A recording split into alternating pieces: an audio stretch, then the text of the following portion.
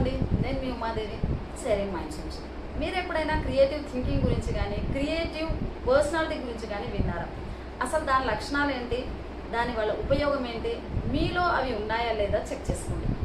Creative పర్సనాలిటీలో వచ్చేటప్పటికి curiosity వీళ్ళల్లో ఎక్కువగా ఉంటుంది, సెల్ఫ్ డిసిప్లైన్ ఉంటుంది, సెల్ఫ్ డిటర్మినేషన్ ఉంటుంది, ఒక పని చేయడానికి సిన్సియారిటీ ఉంటుంది, రిస్క్ టేకింగ్ కూడా వీళ్ళలో ఎక్కువగా ఉంటుంది, అడ్వెంచరస్గా ఉంటారు వీళ్ళు.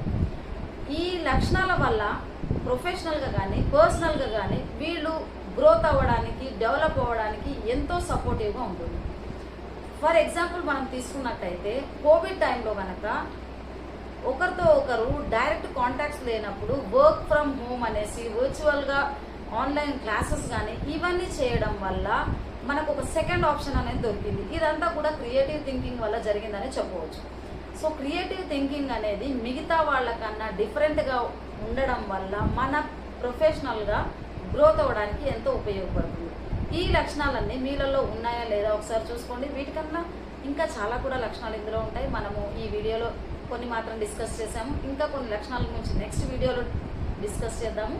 దానికోసం మీరు నా వీడియోని లైక్ చేయండి, సబ్స్క్రైబ్ చేయండి, షేర్ చేయండి. నెక్స్ట్ వీడియోలో ఇంకో కొన్ని విషయాల గురించి తప్పకుండా తెలుసుకుందాం. థ్యాంక్ యూ వెరీ మచ్ అండి.